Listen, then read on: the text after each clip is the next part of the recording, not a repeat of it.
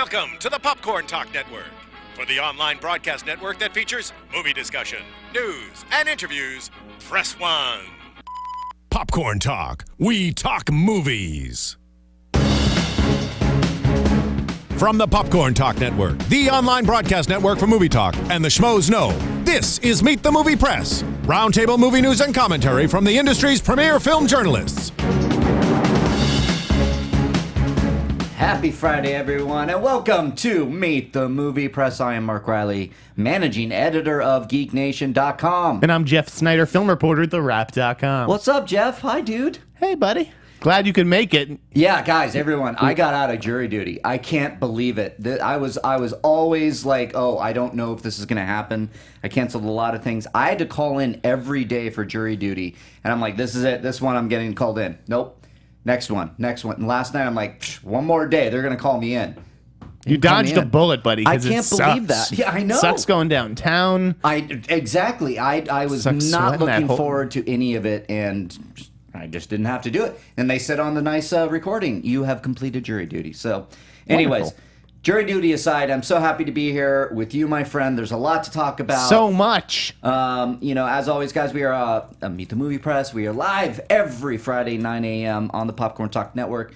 Join us on the YouTube chat right now. I see all of you talking to us right now. This is awesome. We're going to get to your questions, and then follow us on Twitter as always. And please rate and subscribe on iTunes, because we want to get up there. Rate us, like us. Please do. I always forget to mention that, because that's so important to keeping this going. Because when you have a big week like this, we have to talk about it. Therefore, iTunes, más importante. Okay. What do you want to talk about? Let's just go to, there's so much. What do you want? Should we just start with awards? Do you want to start with the awards? Let's do it. This is a big... We'll get to the news, later in the show. Yeah. But we had the Golden Globes on Sunday night, so we know the winners, and we have the Oscar nominees yesterday. Absolutely. So what did you think, Mark, of the Oscar nominations? 8 movies, the Grateful Eight up for Best Picture. Yep. Yeah, the one thing that I am so upset about is the fact that Sicario just has nothing. Nothing. I wanted Benicio del Toro. It got a cinematography nod and a score nod, right? Yes, okay. I shouldn't say nothing. Okay, so yeah, those were really cool, among the cooler cinematography, absolutely, and the score that I gave Mark last week. Me. It's awesome. But I was really, I don't know why. There are two things that, like, Jason Segel from End of the Tour and Benicio del Toro, I just don't know why they were overlooked. I just think they were fantastic. Yeah, supporting actor was tough this year. Yeah, it really was. Overall, I'm not surprised by anything. I guess we have to talk about the controversy surrounding I want to get your opinion, but all white acting nominees again this year. Yes. And it sucks that, obviously the lack of diversity within the Academy sucks. Again, yes. People have talked about... They blame the Academy. Right. It's not the Academy. It's the voters. It's the studios and the agents. The Academy votes for the movies that it's given. Yeah. Let's be honest. Yeah. Yeah, and a lot of people, they were hitting me up like, what about, Straight Outta Compton? What about Creed? Right. I know those were two of our favorite movies of the year. Yeah, and that, I know there was They got nominations, but they're not typical Oscar movies. It's not. I didn't think either omission was egregious. Right. Though I was definitely surprised that Compton didn't get in, because I felt like a surge in momentum. And of course, it's ironic that the only people who got nominated for Compton were 4 white writers. I know that doesn't help the controversy right there. That's true. I'm walking that line. I don't know what to think yet, because I'm not necessarily mad like a lot of people are, but I'm aware of how white it is. Obviously, the most likely African-American, or not African-American, but the most likely black Oscar nominee was Idris Elba. Yes. For Beasts of No Nation. But I'm looking at this lineup here, and it's like, who do you take out? I agree. I don't know who you take out, especially when I was just banging the drum for Benicio del Toro, right. But Jason Segel. There was Michael Shannon in 99 Homes, Jacob Tremblay from Room. There you go. So it was just a tough category this year. I was a little surprised that Mark Ruffalo got in. I was and Rachel too. McAdams did too. I actually thought that Spotlight might get blanked on the acting nominations just because it was so ensemble driven. Yeah. No one person really jumped out at you. Yeah, I mean, I just go. I mean, there are certain roles in certain movies that I wish had more nominations, but all of this. I mean, yeah, so nothing's really surprising. I would say Tom Hardy's a little surprising. That was a big surprise, but like a pleasant surprise because I thought he was great. I thought he was probably even better than Leo in the movie. Yes. You want to like come over and hug me? Yeah, I did. Oh my God, Jeff. But that's the thing. I thought The Revenant was beautiful. I thought it was amazing. So did I, and I think that The Revenant may even be the one to beat at this point. It feels think so. like it. It feels like that. I mean, I think across the board, I don't think it's. I think Tom Hardy was much better. There's a certain timelessness to The Revenant. Yeah, good point. Yeah, but you know, back to the diversity issue. I mean, obviously the Academy invited a lot more people of color within into its ranks. Sure. The past couple of years, but I'm trying to think who actually wrote the art. Somebody. I'm blanking on who it was, but you're not going to see the effects of that diversity for a few more years. That's what I was thinking. That's what they were saying. Driving in, they had an Oscar thing going on KFI or whatever the hell I was listening to, and they brought somebody in who said essentially that. They were. You have to give it some time. You don't just like invite black people in, and all of a sudden you're just like showered with black nominees. Right. I don't think it works like that, and I do think that people still vote for movies on their merits. You know, it's not like people are voting within their racial lines. Yeah, and I don't want to get to a point where they're like just voting just for the sake of voting for somebody if it's not of merit. Right. You know what I mean? Like, well, Straight Outta Compton should be in there. That. I mean, I think Straight Outta Compton should have gotten a nomination for Best Picture. Right.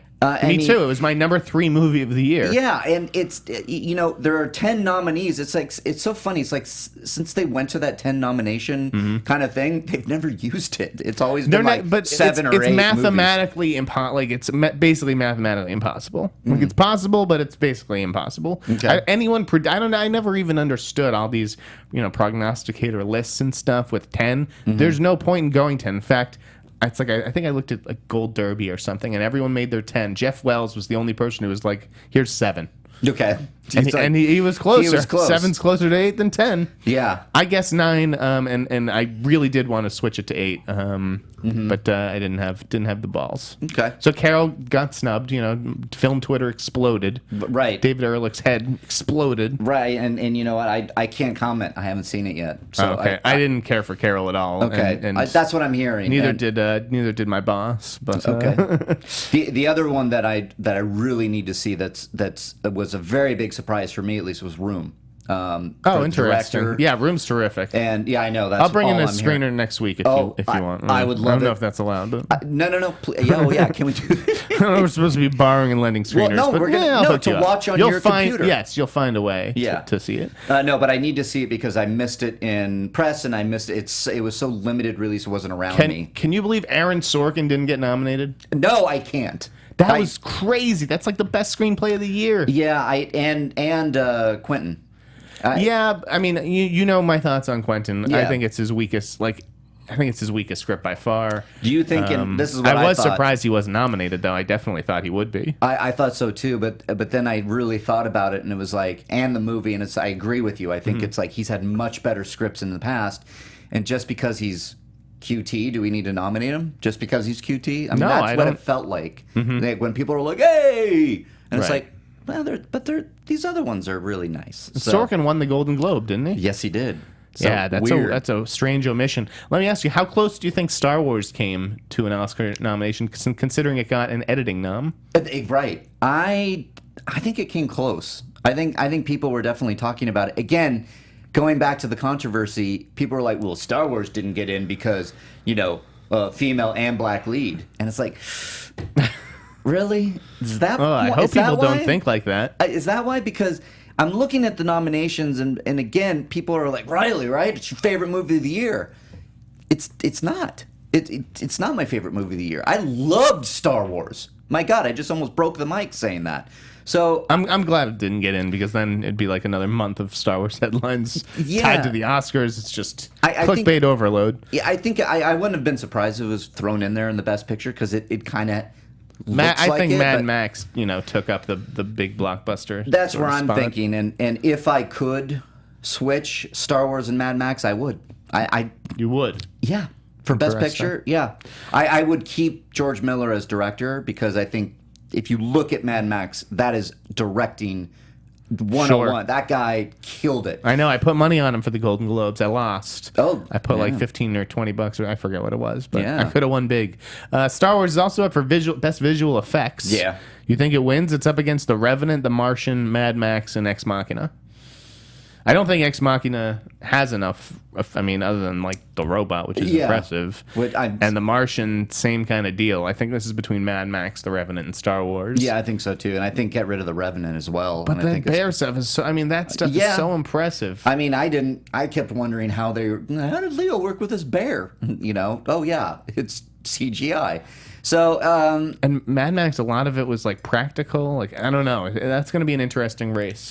I think in the end, Star Wars should get it. I mean, I thought the effects were amazing. That some people were complaining about maybe the villain Snoke, being weird looking, and maybe Maz Kanata. I thought Maz was amazingly realized, so I don't buy that. But yeah, I think Star Wars has got it. That's my opinion. Okay, and then finally, do you think Leo wins this year? Is this his year? I think so. Yeah, I think so too. He won the Globe. He gave it probably the best speech of the night too. Yeah, he did. Everyone else just get up there and thank people. Like nobody wants to. Like I know that it's all about ego in this town. God, everyone wants to be thanked, and when someone isn't thanked, there's all this outrage. Like I got Sly- into it with Lexi Alexander on saw Sunday that, night. and you know what? Lexi follows me. I love her, but man, she's got to It's like a fucking conspiracy that Stallone would forget to thank Ryan Coogler. Yeah. It's like it's this racial conspiracy. Give me a fucking break. Yeah, and you're up there. You got like 30 seconds to say shit. Your mind's racing. Do you see? You're full of adrenaline. People get up there, and the first thing that they go, "Oh man,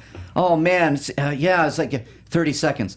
Okay, I want to thank. They are prompted immediately to wrap it up. Yeah, it's like an honest mistake. It's not. That's what I noticed right away with the Golden Globes is that the speeches were like, I mean, somebody's down there with a sign or a teleprompter going, "Get the fuck out." Well, that's why I can't take her seriously. There's a few people on Twitter I just can't take seriously because Ava DuVernay did it too. She was banging that drum, and it's like, you know what? He came back. He thanked him. He said, "Oh my God, I forgot." It's like no, but Ava didn't chalk it up to those motives. Okay, I good. mean, and that's the thing where Lexi always goes to that place. It seems like. Yeah. So I can't deal with her. Yeah. Otherwise, yeah, everything. I was pleased. Obviously, that Spotlight got taken care of. Do you think now that is going to win Best Picture? I mean, I think it should win Best Picture, but yeah, I don't know. It's going to be that versus The Revenant. That's going to be the big narrative. I can't really see anything else winning, but it's wide open. A lot of people think The Big Short could surprise, and a lot of people think The Martian could pull an Argo. Okay. Because Ridley, I mean, that was a crazy omission too. Ridley didn't get in. Yeah. Neither did Ben Affleck, but that movie still won Best Picture. Right, So right. We'll see. Well, I mean, we've got a whole Phase 2 narrative that's about to start today. So Yeah, it's pretty cool. I mean, I can't wait to see Room. I will say that. yeah, I'll make sure that you check that out. So that Thank was you. the Oscars, gang. Let us know if you thought that there were any other snubs or surprises or whatever. Please At least do. we have Chris Rock up there injecting a little Chris Rock, flavor into the and he'll go evening. right to that. Of course he hashtag. will. Who's better than Chris Rock in talking about race? Nobody. I mean, So- he's going to bring it, I think, a little bit back down to earth. And I don't want to sound like I'm not up on this and identifying something that could be considered wrong in this. Let's diversify it a bit. But I can't wait for Chris Rock. That's going to be fun. I think so too. So So then we had the Golden Globes, obviously, and that was this Yeah. weekend. The Revenant won. The Martian won Best Comedy. Where even Ridley Scott was like, "What the fuck?" I love Ridley Scott backstage. He's like, "Yeah, just can Take we it, move on? take it. I'll take it." Brie Larson won. Yep. DiCaprio. Yep, Leo, and then who are the winners for? We got Matt Damon. Matt Damon and Jennifer Lawrence. Jennifer Lawrence. Okay, can I just I haven't seen Joy. Okay. Yet, but she's nominated every time. I'm surprised. Fourth nomination at the age of 25. Yeah, what she got robbed for X-Men. What happened? It just seems like she's getting nominated all the time. Like she is the darling. Well, listen, when you're Jennifer Lawrence, you get the best parts, okay? And the best parts get you nominated. And Yeah. I predicted that nomination. Not a lot of people did. Yeah. I thought she did deserve it. I thought she was terrific in Joy. So Yeah. I don't give a shit about her celebrity. It doesn't. I mean, she's the new Meryl. She's the next Meryl. And she's good. Yeah, and she's good. She's terrific. It's. I want to know what's going on here. It's okay, not bad, but not great. The movie. Which movie? Joy. Okay. Yeah, Got no, it. the first half an hour of Joy is a total mess. Yeah. But then it settles in and Bradley Cooper comes into the movie That's and it what gets you've way said. better. Yeah. Who else won? Kate Winslet won, which I was really happy about. I was too. I mean, she was fantastic in Jobs. I'm glad that at least Fassbender got nominated, and Winslet got nominated, and then Well, won yeah, the that Golden movie's Globe. so performance driven as well. Yeah, I just look at Aaron Sorkin and be like, really? And then Stallone won, which was great. Well, how can you? I mean, and he's nominated again. Do you think he's the likely winner? I think Seems so. like he's the front runner. I Yeah. mean, listen, Stallone's been around a long time, and I know obviously Mark Rylance has too, and he's a very well respected theater actor and all Sure. that, but he's not like a Hollywood insider Yeah. who everybody loves kind of person. Right. So I do think that Stallone gets this on just sort of like the emotional Yeah, and that whatever. that happens It'll be a nice sometimes. moment. That happens sometimes with the Oscars. It seems like, and I think it kind of goes into the same thinking with DiCaprio. It's like they might reward him for his body of work rather than all Revenant. I don't know. I mean, I agree with that on Leo. I don't think they're rewarding Stallone for his body of work. No, still like right. I It's like, think if this anything- is really for Expendables 3. Right, it's that body of work that could actually cost him because they're like, well, are you just going to go right back to making that kind of schlock? And Right. who knows? It's Yeah. always weirdly political and stuff. So, anyways, that's the awards stuff. Obviously, you guys didn't tune in for an awards podcast. You want the juice. Yeah, you want what's like happening now in the world of the movie news, which that was a part of it, big part of it this week. Yeah, But they want. let's get to something like our good buddy Justin Kroll over at Kid was Variety. on fucking fire. My God, he dropped a lot. Justin Kroll is just full of knowledge over at Variety. Yeah. And this week he had a pretty cool Star Wars Han Solo short list. It wasn't Yeah. that short. No, it was pretty long. It was pretty long, but we'll give him credit anyways. Yeah, and I'm not crazy about most of all of these names, to be honest with you. What are your thoughts on it?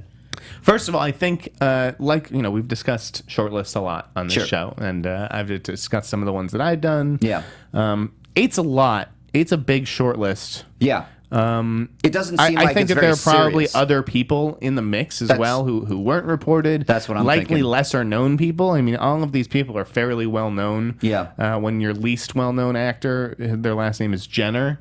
That's Yeah. I mean, I don't know who it is. Everybody Blake Jenner's and Everybody Wants Them, the Linklater spiritual That's sequel right. to Dazed and Confused. So I'm That's looking right. forward to that. Me too. Well, because it's if but, anything spiritual sequel to Dazed and Confused, So it's, I'm in. it's Blake Jenner, Emery Cohen, Emery from Cohen. Brooklyn and Place Beyond the Pines, who I love. Yeah, Place Plus Beyond the Pines is okay. Plus, I love the idea of a Jewish Han Solo. There you go. Pretty sure he's Jewish. Yeah, he is. Then we have Miles Teller, Ansel Elgort, Dave Franco, Jack Ugh. Rayner, Scott Eastwood, and Logan Lerman. So let's go down the list here. Miles Teller. No, get out. Guys, it's not going to be Get out. Miles Teller. I would No. be shocked if it was Miles Teller. It just I just can't. I don't know. And look, I'm so completely biased because, and I think most people will be.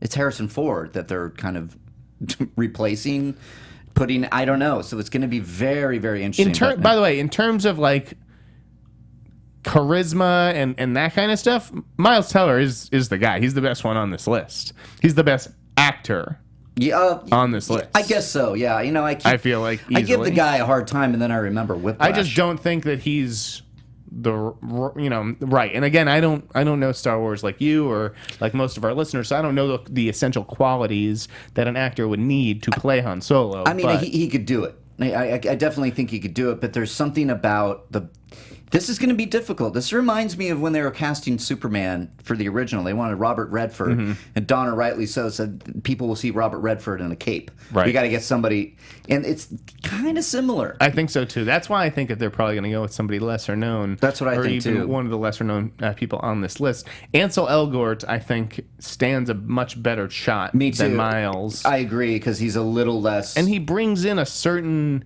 crowd. Like he has a fan base. Miles obviously has fans too, but like Sure. Ansel Elgort has, people with They a love him. bajillion people on Instagram and all that. Yeah. He also is a DJ. Doesn't he DJ as on Solo? Like that's- Solo. Is that what he does? Ansel Elgort. I've never heard Solo. that. I'm gonna look that I'm up pretty right sure now. he does. So that's kind of cool. Sure. Dave Franco, I think you guys are crazy if you think Dave Franco is going to be Han Solo. Yeah, I think just putting him on the list makes everybody a little nervous, and yeah, it is crazy. I think he has zero shot at it because he's not right. Period. I just don't think he. It's really weird. Jack Rayner, I can strangely see doing it. And all I'm really going off of is the Transformers stuff. And I know he's done some acclaimed, not foreign, but like, I think they're still English language, but like Irish films, What Richard Did, and I think there was another, maybe Glassland. I forget what it's called. No, yeah. But and you're right. He Han has Solo. Yeah, there you go. Yeah, he's a DJ. So Wow. Jack Rayner has some acclaimed indies and can actually act when given the chance. Yeah. I.e., not Transformers. Right.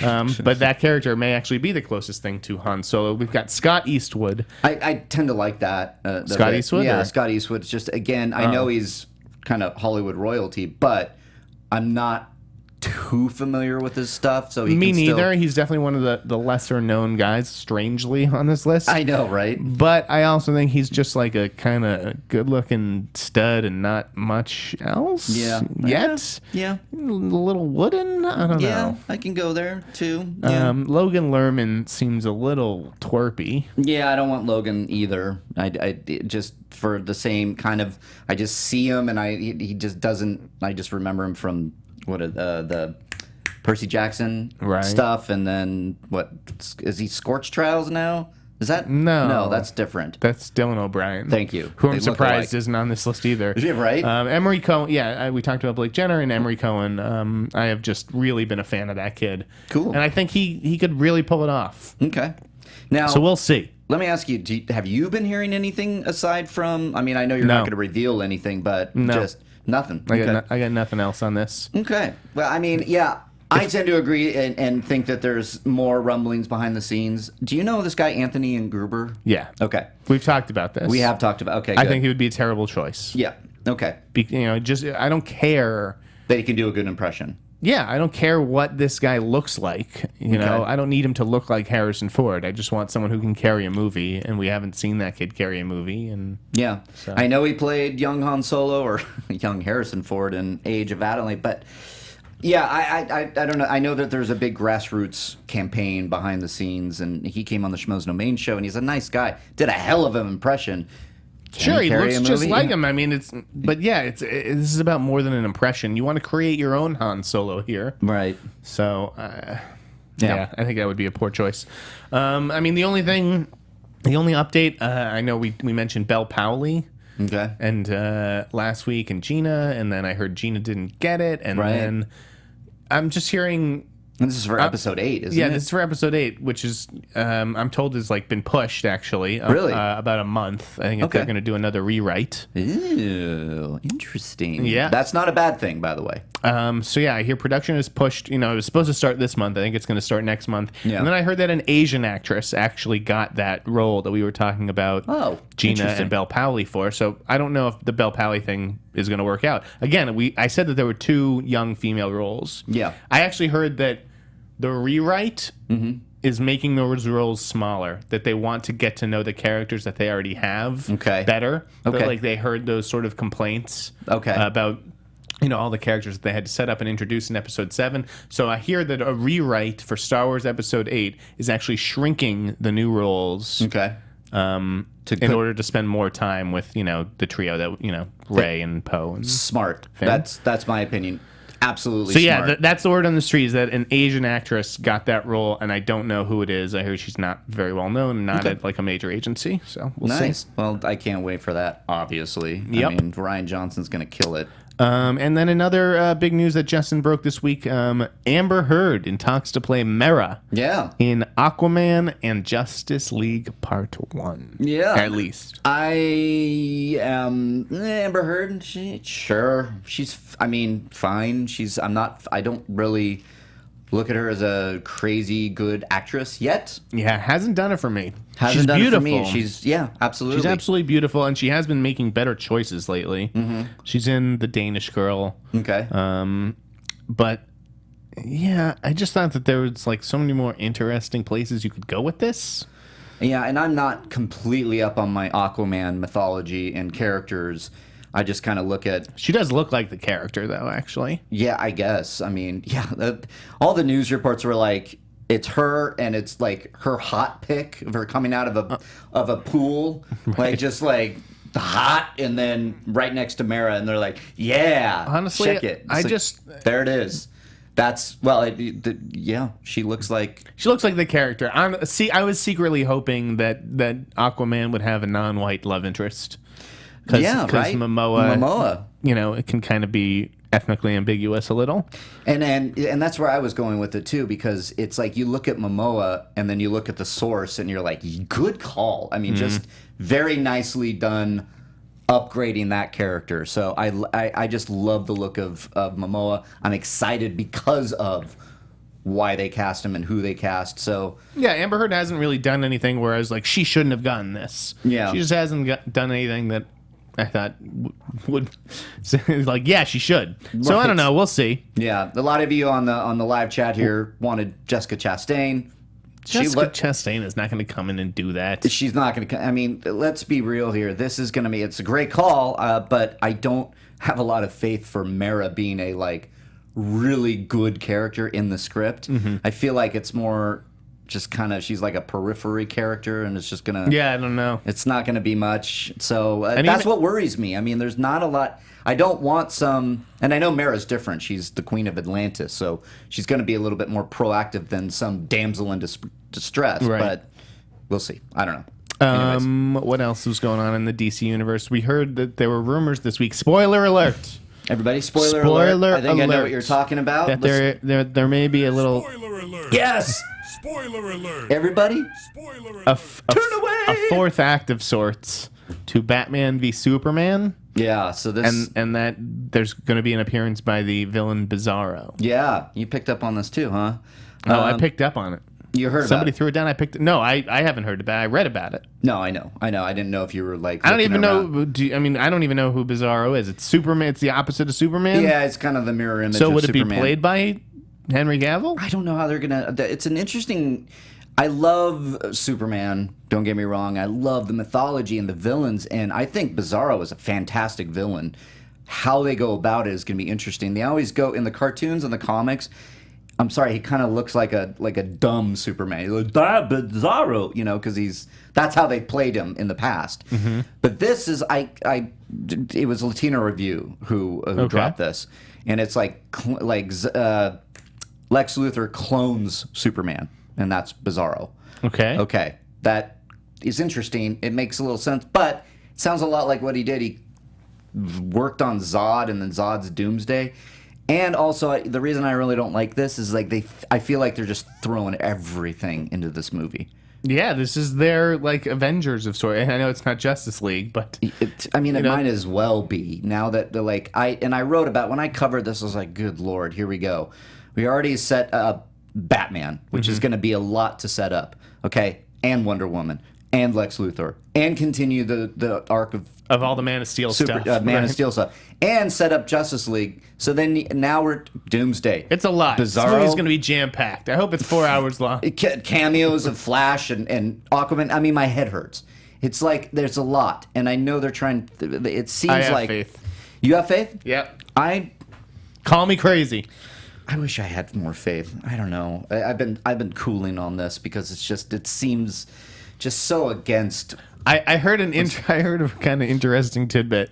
I probably shouldn't be saying it. Okay, please do though. Let's talk about this. I heard that Jesse Eisenberg based his Lex Luthor performance. Oh, I've heard this too. On Max Landis. Yeah. After working with him on American Ultra. Yeah, and Max Landis, of course, picked up on it and had a romp on Twitter. Oh yeah, he was on Twitter just going. That's great. He probably loves it. He did love it, and he's like, yeah, I think so too. I've met Max and hung out with him a little bit, and he's a character. Yeah, Max is cool. I can't say I don't like the guy. The guy is great. Right. It's like, and that's sort of how Lex kind of comes off in the trailers. Like he comes off as like this bad guy who you want to be friends with. Yeah, he's like, whoa, hey, it's Bruce Wayne and Clark Kent together, blah blah blah. So yeah, it's cool. For Batman v Superman though, it's just I just keep going back to like, Man of Steel I had a lot of problems with, but overall I really, really liked it, especially the mythology that they created for Superman and where he's at in the world.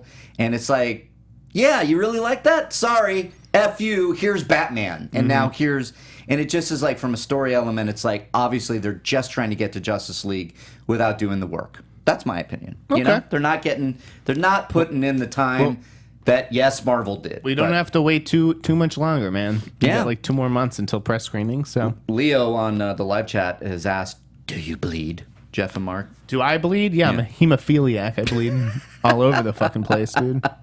That was. Did you see the teaser that just got out? Where it was like Batman and Superman look at each other and trading quips. No, I kind of just stopped watching Batman v Superman trailers because it's like, save it for the movie. Yeah, they're little just things and they're cool, but whatever. All right. There was 2 pieces of interesting director news this week. Okay. Or no, I'm sorry, there's more than 2. Yeah, talk to me. There was 4. What do we got? What do we got? What do I got? Show me what you got. Do you want to talk about Guillermo del Toro? Let's talk about Guillermo del Toro. He took the reins of Scary Stories to Tell in the Dark based on the awesome books by Alvin Schwartz that I grew up reading. Some really chilling stories in that. They missed me, and I actually want to go back and read these because I'm a huge horror guy. And I'll bring him in. I'll just bring you everything in my apartment. Mark. Please do. Just come over and pick off the shelves. I will. But you and I have kind of the same feeling when it comes to Guillermo del Toro, I would say. And I wrote about it. What's your feeling, Mark? Well,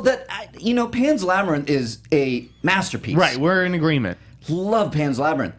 He is, but here stateside, I just don't. None of his movies are doing it for me. Not a single one. Pacific Rim was just like, okay. It's not that they're bad movies. No, in They're Crimson just Peak, not good. I think Crimson Peak is a bad movie, but I wouldn't call it a bad movie. I would call it a boring, beautiful movie. Sure, it was gorgeous. Yeah, but it didn't work for me. Like a Pacific Rim, the Hellboys, Blade 2, Mimic, like those are all fine, but I wouldn't call any of them good. Yeah, I wouldn't like be proud to have them in my DVD collection or something. No, and that's a good point. Like I always look at my DVD collection as like you'll know if I really like a movie. I will shell out money for it. But so, yes, so he took Scary Stories and like in some ways he's like the most obvious choice, and it's like how can you not offer it to Guillermo del Toro first? Yeah. And he's obviously a big fan of the book, so he tweeted out yesterday standing next to images, like original artwork. Sure. So his heart's in it. I just think it's a choice that lacks like imagination. Like I think if there's someone like Jennifer Kent who did the Babadook would have been someone more interesting for this, like something a little bit more abstract. Yeah. Guillermo's style is just like, I already know exactly what this movie is going to be and what it's going to look like. And I'm just, so I was a little harsh on him yesterday. I'll admit that. I also thought it was merited. Like he has disappointed me time after time. People were getting down on me for like bashing Crimson Peak or whatever. I mean, Crimson Peak lost money, guys. Yeah, like you got to take your licks. I mean, and look, it's getting kind of ridiculous how many movies he's attached to. I mean, that's true too. He just signed on to Fantastic Voyage, or he's in negotiations for it. I just don't know how this guy sleeps. That's part of the problem. I think he's spread too thin. I mean, we got the Mountains of Madness. Apparently, that's his passion project. First of all, everything's a fucking passion project. That's what that's where I'm going with this. Which is great. That's what people love about him is the passion, and that's why he engenders such loyalty. I mean, you should have seen the fucking people coming after me yesterday. Yeah, but I really didn't have any regrets. Like I may have been harsh in my article, but I was honest. Yeah, and I do think. I mean, you just look at him. He's coming off Crimson Peak, and he's going to do a movie for CBS Films. He's the highest profile director CBS Films has probably ever had. Yeah. Like, it's... I know. I'm with you. I don't know. Maybe he's at that point. I don't know what to say, and I'm trying not to be down on him. And it's like, you guys, all of you out there that love Guillermo del Toro, if you want to tweet at us and tell us why in a nice let's talk about this way. Yeah. Because I'm with you. I am trying to figure out, and I want his movies to be so good. Crimson Peak, I saw the trailers and I was like, boom, I'm in. I'm so in. This looks great. And then? It was boring. Yeah. It was just boring. And so, and I look at then, I go back, Pacific Rim. It looked like a bunch of shit fighting on screen. It's not a dig on the guy, but I couldn't Pacific tell. Rim was like Transformers with... Yeah, but I couldn't tell was the a little bit more difference. Just like interesting. Transformers, I can't tell the difference between the monster and the robot, or vice versa. And just pixels running into each other on the screen. Yeah, so. and then the Hellboy movies, a lot of people love them. I just think they're kind of I thought the second one was great. There were fucking wonderful moments in that movie, but didn't leave me with much. So yeah, we'll see. I'm hoping for the best, but I'm not optimistic. Like, I was really excited about that property. I think it's the coolest thing CBS Films has been developing. Yeah. And the excitement level plateaued. Yeah, and after then that. This kind of leads me into what I wanted to get your thoughts with Legendary getting bought by that huge Chinese company. Yeah, Chinese Dalian company. Wanda. And then, of course, it comes out Pacific Rim 2 is still on. And it's like... Right, because the first one did really well in China. So that's where I was, it kind of leads into Guillermo del Toro. Is he going to make Pacific Rim 2? Kind of sucks that we're going to be entering that age where it's like, oh, well, if it works well in China, it gets a sequel. Then, look at Terminator. That's economics. Right. So... Unfortunately. What else do we have? Ridley Scott developing The Prisoner. No, that's right. It's funny. I've never seen The Prisoner, and I've been reading about The Prisoner in various forms for like the last decade. Yeah. Working out here as a reporter. Chris Nolan, I think, was even like flirting with it at one time. I forgot that kind of passed under a lot of my thinking and radar because we were, for the bigger stuff, we were going after Ridley Scott saying Alien's going to be hard R and there's going to be total face huggers and blah blah blah and connect it, and there you go, Alien Covenant. Go nuts, dude. Yeah. So Ridley's another guy like Guillermo who's just like always has a million balls in the air, and you never know which one's going to come down and is going to be next. Well, I hear Alien is. Well, Alien is next for sure. It's casting up. Okay. What else we got out there? J.A. Bayona left World War Z 2. That's right. Which Fleming sort of speculated could open the door for him directing Jurassic World 2. Oh, yeah. Just because the timing sort of makes sense. But yeah, like I think Bayona is a great director. He did The Orphanage. Right. Oh, that's a that's a good one. You can tell when I like The Orphanage and The Impossible, which I thought was amazing. That's right. And he's doing a Monster Calls now, which has a real chance to be something special. And so Paramount snapped him up for that, and then because they're rushing him to make it, they're like, we have to shoot it this summer if we want it out next summer. This is when Brad's available. Right. And this guy's like, well, a Monster Calls comes out in October. I'd like to finish it or put a bow on that, or not have to rush post-production or whatever so that I can get onto the World War Z set. Good. So it didn't work out timing-wise, and I hate that studios force filmmakers into those kinds of decisions, and it's unfortunate that the timing didn't work out because I think he's a really good director and would have done cool things for that sequel. I agree, yeah, and World War Z was a surprise to me, and I'm sure everybody, and even the filmmakers when they went, it did well? Yeah, right. I liked World War Z. I did too. It was great, and I after all take the rumors. Do we if a year passes, that's the thing. They first of all, Paramount doesn't have a whole lot of movies or tentpoles or whatever, so they need it. They do. Plus, Brad's a busy guy, so yeah. I get wanting to strike while the iron is still semi-hot. Yeah. But speaking of monsters, can I get your opinion on so apparently last night, you guys, you're queuing me up here on the live chat. I think I know what this. Oh, no. Wait, we'll just do one more. Okay, sorry. We'll go to Cloverfield shortly. Okay. 1 second. Jumanji. Yes, okay. They've got Jay Kasdan. Thank you. Odd choice. And Sony's still pretending that this movie's going to be out by Christmas.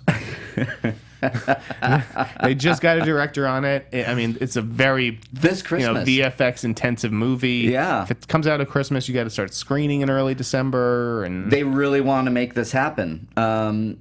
Why? And I get it's interesting that it's Jake Kasdan. I think it's fun to think about. But he doesn't have a lot of VFX experience, though, does he? Experience in general, I would say. So he's directed some movies that work, like Bad Teacher and things like that. But right, yeah, but yeah, VFX, I guess, is it felt like Sony turning to someone that it trusts, like a sort of favorite son of the studio, but maybe not what's necessarily in the best interest of the movie. Well, yeah, I'm kind of with you on the fact that they want it for Christmas and it's a remake. So there's already going to be a little bit of, for me at least, hesitation on you're remaking this now. Again, I don't know what they're going for. Maybe they're going for something more comedic. And less like spectacle driven or whatever. I don't know. Yeah, I mean, well, look at his films: Bad Teacher, Sex Tape, Orange County, Walk Hard, The Dewey Cox Story. Yeah, so, all like funny movies, funny. but there's no effects. Like what is? So yeah, it's just a strange choice. Just going off of that, I would say they are going for a more humorous spin, maybe more kid friendly, maybe. I don't know. I'm just kind of against remakes in general. The one thing that people were throwing out that I think would be kind of cool is if they brought Kirsten Dunst back as an adult. That'd be cool. Had it be her same character. So there you go. No more a remake. She's got some it's a heat sequel from Fargo. I don't know. Yeah. So that would be interesting. All right, so let's talk about Cloverfield Lane, and then we'll get into 13 Hours as well. Yeah, this is interesting for me. The fact that there's still, I would say that the argument could be made that is this a Cloverfield? Yeah, guys, we're still not sure. I mean, it looks like it is because I'll just go. So, anyways, the trailer came out of nowhere. Okay, this is so weird to me. It didn't come out of nowhere. Okay, nobody's been talking about it. I actually talked about it last week. Did you? What was it? For Valencia? Yes. Okay. So this movie was called The Cellar when it sold. That's right. Okay, that was the title of the script. Mm-hmm. Then when it started casting, it became Valencia. Right. And so just last week, I was like, this is, I don't even remember what it was, but I was like, this is the video of the day. Watch this video since we haven't seen a Valencia trailer yet. It's like, because I looked at the release schedule, and it was like the only movie from this spring that hasn't released a trailer yet. Right, yeah. So I was waiting for them to drop a Valencia trailer. So they just did. They did sneak it up. And the twist is that it's not called Valencia. Right. It's 10 Cloverfield Lane. And this is where for me, saying surprise, it's just if it's a Cloverfield sequel, which it looks like it is, absolutely, because the very end of this and the trailer looks great. But for me, I loved the trailer. It was a really cool trailer. And and I'll get into low this quality too. Yeah, but Cloverfield appears first, and then 10 and Lane. So to me, that's Cloverfield sequel. Or somebody was saying it's a prequel online. I don't know if this is true or not. I just like the idea if they're like in a bomb shelter because there's a monster out there and this is more of the story we're getting, sign me up. That's a great take. So again, spoilers. Don't listen to this if you don't want to potentially be spoiled or whatever. And I don't know. I'm not sure. I have not read the script. Yeah. But when it was casting, my impression was that it was like John Goodman's character has, Mary Elizabeth and John Gallagher Jr. Yeah. I don't know how long they've been there, if they were there since they were kids, but it's like under the auspice that he's protecting them. And then like the twist is that he's actually crazy and that maybe there is nothing wrong outside and he's just like keeping these kids in a bunker. Okay. Now, maybe they're like, this wasn't enough. Maybe there actually is a threat outside. Maybe that is the Cloverfield monster. I don't know. Yeah. But from what I understood, it was like, Goodman, there was something involving the Goodman character that was a twist. Okay. So I don't know. Yeah. I don't know. Beats me. They made references to something happening outside, obviously. There's the kind of... Right, but is that something he's just telling them? Don't open that door. I swear there's something behind that door. Stay here with me. But in the trailer, there was the goosh, there's this big noise, and they kind of look up. So is that the monster walking by? I don't know. I don't know if that's just a car driving over a street. It's a big car. It reminds me a little bit of this movie I just watched a couple months ago, Hidden. Okay. Which sat on a shelf for like 2 or 3 years at Warner Brothers with Alexander Skarsgård. Okay. Yeah, Hidden is available on iTunes, and the twist in that is, again, spoiler alert if you're going to see it. Spoiler alert. Thank you. It's that the family that's in this underground bunker is what everyone is afraid of. So it's not like they are staying down there to protect themselves from what's up top. It's that they are the threat. That's the twist. I like that. So I don't know. There's a lot of cool shit you can do in a bunker, guys. Absolutely. We'll see if there's a direct connection to Cloverfield 2. Obviously, they'd been talking about it for a long time, doing a sequel. It never came to fruition, or did it? I think it did. I mean, I think that this is a masterful play by JJ and Bad Robot. I really do. I think it just... No, I think Valencia threw everybody off, and then this is a Cloverfield. But like, let's pump the brakes here. Hold on. What if, I mean, we're all thinking it's a Cloverfield sequel. We're all going to rush out and see it. It's all just because of the title, isn't it? It's just the title. It would be. I agree.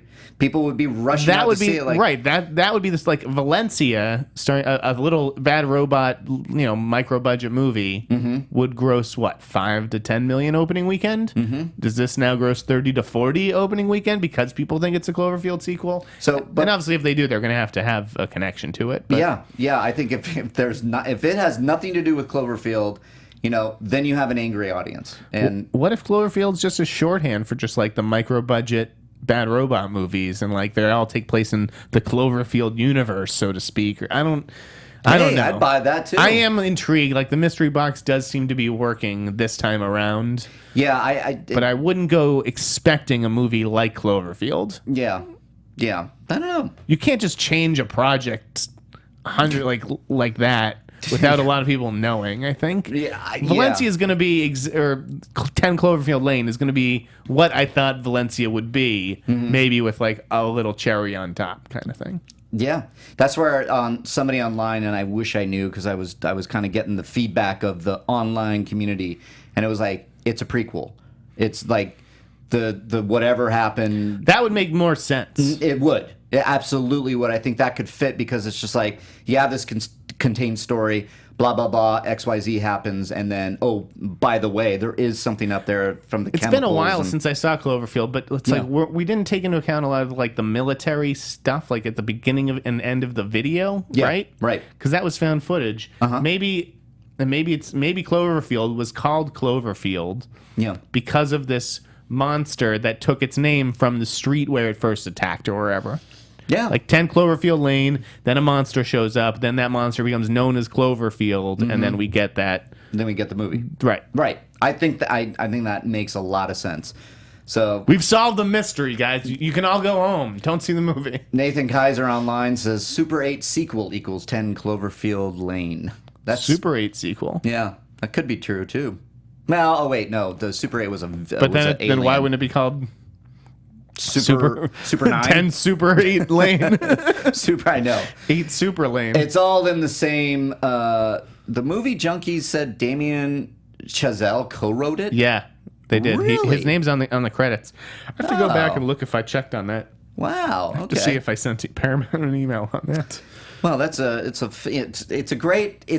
fun thing to speculate on. That yes, whether it's a sequel or not, whether or not they really surprised all of us. As look, a lot of the people online are like, what? Yeah, no. I freaked out last night. I was like, I grabbed my roommate. I'm like, okay, I got to search for this on iTunes, the trailer. But the trailer was under Cloverfield 2 when I was searching for it. I don't know if the official trailer was up at that time. Yeah. So I was like, telling my roommate, don't look at the screen while I type this in. Yeah. Because I wanted him to be surprised. Yeah. I mean, that's that last shot of Cloverfield. And then... And so to me, the most interesting thing is that the Cloverfield teaser debuted in front of Michael Bay Transformers, whatever the fuck it was. 13 Hours, yeah. Right, and now this is debuting in front of 13 Hours. So I like that connection. Like that, I mean, Paramount, smarter than I'm giving him credit for? Yeah. Perhaps. Maybe. And so I did want to talk, before we end with a eulogy of sorts. Yes. I did want to talk about 13 Hours. Yeah, I'm hearing really good things. Dude, it was fucking pretty good. I mean, good on you, Michael Bay. It was good for Michael Bay, No, yeah. I'll put it that way. Like the caveat being it's Michael Bay. I'm not going to expecting say that this is the next Black Hawk Down or Lone Survivor. Right. I love Lone Survivor. Lone Survivor. But it was pretty good for what it was. I thought it was just the right amount of political and patriotic and just like badass. Okay. There's a fucking car chase in this movie that's awesome. Okay. Krasinski it's interesting. I thought Krasinski was good, and I thought that this movie would open some doors for him. I hope he so, was 'cause I love supposed to him. be a big movie star, and it didn't necessarily happen. Right. After movies like Leatherheads and Promised Land or whatever. Right. He's like jacked and dude. I really liked him in this, and yet I read Devin Faraci's review, which you should all go read. Okay. And Devin was like, I loved everyone in the movie except Krasinski, who kind of felt like this empty vacuum. And I kind of like found myself like nodding in agreement. Like, I guess I can kind of see it. Okay. But no, I went back. I think Krasinski was good, and James Badge Dale is awesome. Oh yeah. I mean, this is gonna make him a fucking star. I think. Great. Well, I like him. He's But awesome. he's surrounded with just like a very low profile but interesting cast. Okay. Pablo Schreiber from Orange Is the New Black, and Max Martini from Pacific Rim. Oh, there you go. Another guy from The Office. Pam's other boyfriend. Yeah, that's right. So it's like That's a lot of right. people from The Office putting on machine guns. They gotta go yeah, somewhere. dude, Bay. It was the best movie he's made since Armageddon. Then my opinion of that is I gotta see it and I will give props when props are due, and I think Michael Bay has the chops to do these kind of movies. It's crazy how he turned into a punchline for a while. Yeah. And yet he did Bad Boys, The Rock, and Armageddon. And I went to the mat for Armageddon this week talking with my editor, who was like, yeah. that's a terrible movie. Yeah. I love Armageddon. It's fun. I on. It didn't get me the way maybe it got you. Oh, Rock, I'm with I you. get emotional with The Rock the is, end. is still my favorite Michael Bay The Rock movie. is so badass. Bad Boys is almost a perfect movie, actually. Bad Boys is great. Yeah, I'm with you. But when it comes to now, I'm sorry, but the taste in my mouth is Transformers. Right. Because it's just This will been wipe it out. one. Okay, good. But then he's going back. Yeah, I know. To Transformers That's 5. that's a bummer. That's where I'm like, dude, you just righted the ship of your image. Go off now and do something. If it's as good as people are saying, then I want him to do more movies like that. Mm-hmm. You know what I mean? I don't want him going back and putting his feet up and having 18 assistants direct the movie for Transformers 5 just so he can buy another island. Mm-hmm. I just don't. Well, we'll give Mr. Bay credit Sure. for now, and I would definitely say check it out this weekend. Yeah. Yeah, give it a shot. Yeah. But Paramount opened its screening this week for press with this featurette featuring like the real guys and Oh, stuff. yeah, that's right. Dude, Is it great? No, get out of there. Don't see that because it like tells you who it lives. tells you yeah, that's right. It's like I don't know this story. I don't know who lives and dies, and it was like ruined the movie right before. It was a crazy move on Paramount's part. I couldn't believe they were showing us this. It's like we were Interesting. about to see the fucking movie. Well, and I think you So, could probably. I think if it's out. that pops up in theaters, get out of there. Okay. Yeah, I know. Yeah, kind of ruins the tension. Totally. Okay, I get it. Anyways, we're gonna end the show Yes, we have to end the show with because, Mr. Alan Rickman. Yeah, this was a hard week. David Bowie too. I mean, Yeah, we say that what you sucked. will. I mean, I always think of David Bowie as the Goblin King from Labyrinth. Right. That was my jam growing up. But we got to talk because really, Alan Rickman. I was in shock for a while because I was working like really early in the morning and it was the Oscars. So we were doing the Oscar coverage on Right. Geek Nation, and it was like I started talking with one of my editors. I was like, "What? Your thoughts?" Right immediately. Were you just as bummed as I was?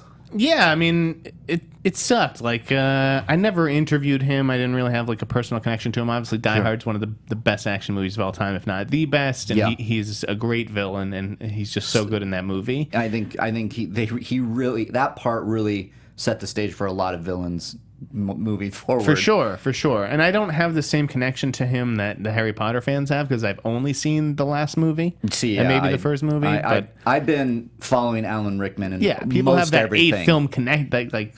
So he really meant something to a lot of people. So yesterday, I get into the office. It's like 5:30 in the morning. Mm-hmm. I let out a poorly worded tweet. I didn't delete it because I'm not embarrassed by it. But Okay. I'll issue a semi-apology. Okay. Where I was just like, Alan Rickman picked the wrong day to die. I wish I had more time to digest the loss and appreciate his career. But, it's Oscar nomination morning. That's why I'm up right now. Yeah. So people really took that, got like offended and all like on their high horse. I went on a fucking blocking spree yesterday, dude. Maybe I could have substituted, picked a rough day to die rather than the wrong day to die. Obviously, you're not picking the day that you die. Right. People took that a little too literally. Yeah. But yeah, I wish that it hadn't been Oscar nomination morning because I would have written something really nice about Alan Rickman. I thought he was just a terrific actor. So yeah, it's a loss. It's a huge loss, and yeah, I'm Harry Potter for sure. I'm more in the Hans Gruber. Sure, like that's me where too. he made an impression on me. Even Sheriff Nottingham of Robin Hood, even that the horrible Robin Hood with accent. After Hans Gruber, I immediately thought Dogma, Metatron. Right. Dogma. That's one of my favorites. Galaxy Quest for me as well. Yeah, that was my roommate's big one. That like we nearly watched it last night. Yeah, they're like by Grabthar's hammer, you will be avenged. That was a big one going around. People were talking about. Obviously, Snape. I just think I go to Love Actually too. Sure, I think most women would. Yeah. So he clearly meant a lot of different things to different people, and I meant in no way to slight him or like. It's just bad timing. Like the Oscars and Oscar nomination morning are basically Hollywood's two biggest days. Yeah, it was. I get what you're saying. Yeah, maybe the point came off wrong. Sure. But, well, man, that's what. At least you got a mic. You can tell people this, and I get it. People really jump down my throat though, and it's like that's not the way. Yeah, you didn't mean that. To go about it. So sure. Be gone with you. Yeah, but it is, and I mean, good Lord, talk about. And I'm not jumping in saying what you were saying too, but what was overshadowed a lot because of Alan Rickman and the Oscars. I mean, Celine Dion's husband died. Did you know that? I did. And it just, but I mean, I know it's like. Are you going to the funeral, Mark? No, I'm not. I know it's not like Alan Rickman, and I'm not by any means a fan of Celine Dion's husband. And yeah, he died. He also died of cancer. Cancer, man. That's how we're gonna end the show. Just fucking donate some money to a cancer research charity, an organization, something. Dana Farber, the Jimmy Fund. Yeah, that's where I was going with this. The Jimmy V Foundation, whatever you got. Cancer took my grandfather before I even got to meet him. When my mom was 18, my mom had breast cancer. My aunt had breast cancer. My grandfather died of cancer. And now all these. Yeah, a big thing is fuck cancer and go get yourself checked out. Jesus. I mean, we got to stop this. I don't know. I'm not some poster boy for fuck cancer, but my God, it just sucks. Yep, it's taken a lot of our best artists and stuff like that. So R.I.P. Alan Rickman. We will always have the movies. I'll watch one this weekend in honor of him. I know. I'm gonna watch something. I know. Alan Rickman, you were the best. So. That'll about do it. I'm gonna be out next week, Mark. Yes, I'm gonna be at Sundance. And is it just next week? Yeah. Okay. It's just next Friday. I will find somebody. I already got some guys. Do this. Tweet at me. Who do you want to see co-host with me next week? Ooh. And tweet them. Tag them. I want to see what you guys are thinking. And if I get enough of you tagging somebody, they're going to hear, and I will contact them. I think that'll be fun. Right? Wow, okay. I just thought about that. It's just like, open it up to the fans. Let them decide. Tweet at me and tag the potential co-host.